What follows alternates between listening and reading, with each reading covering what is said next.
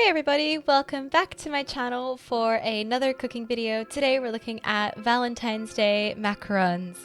Now this recipe is quite long, so I'll make sure to leave it in the description down below, but here are some of the things that you're definitely going to need for this particular recipe today. Alright, let's jump into it. So first things first, we're going to prep our macaron shells. So into the food processor goes 1 cup of almond flour, or almond meal as some people call it, 1.5 cups of icing sugar, and don't forget to spill it on the counter like I did because you have a very small food processor. Go ahead and give that a good tap down to make sure it all fits in there.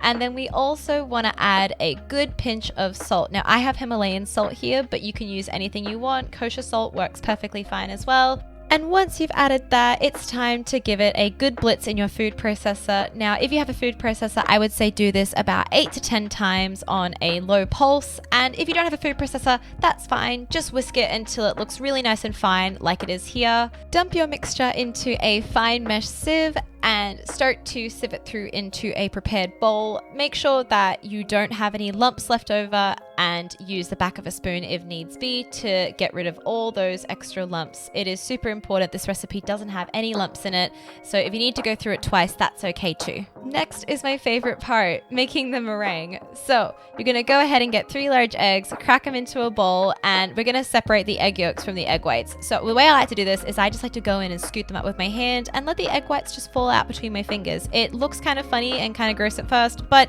it is the simplest way to do it. Just be careful not to break the egg yolks while you're doing that.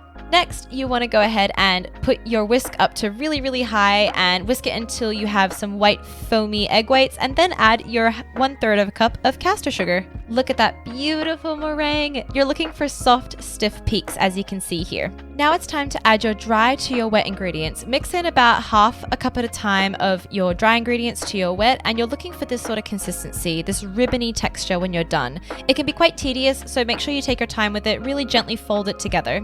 Now it's time to add your food coloring and any flavorings that you'd like. I chose white and a couple drops of this red food gel coloring just to give it a really rosy pink color, just in time for Valentine's Day. Go and grab your piping bag that has a circular tip on the end. I just grabbed a Ziploc bag because I couldn't find my piping bag. Fill up your piping bag, and we want to go ahead and pipe 2-centimeter rounds or 1-inch rounds roughly onto a baking sheet. Make sure they're well spread apart. I don't think I spread mine far enough apart. Then let them sit in a dry space so they can form a nice shell on top, and bake them for 10 to 15 minutes at 180 degrees Celsius. It's important to let them cool completely because next we're adding our buttercream. For this, we're going to take a large bowl with 4 cups of powdered sugar or icing sugar, and then we're also going to add 150 grams of softened butter as well to this. Now make sure it's softened, otherwise it's not going to whip very well. Then we can also add our flavorings. I chose to add vanilla extract and rose water, and because my mixture was a little bit lumpy, I decided to add some milk to it just to help soften it up a bit. Then I realized I needed more icing sugar, so I added a little bit. It's really a balance here. Just do what works for you until you get a consistency that looks a little something like this.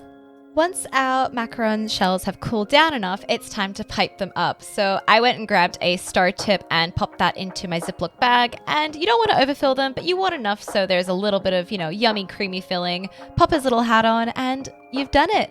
Look, you made macarons. Feel free to share these with your significant other or just enjoy them all by yourself. Thank you so much for watching, guys. I really appreciate it. Make sure to hit like and subscribe, and I will see you guys next time for another video.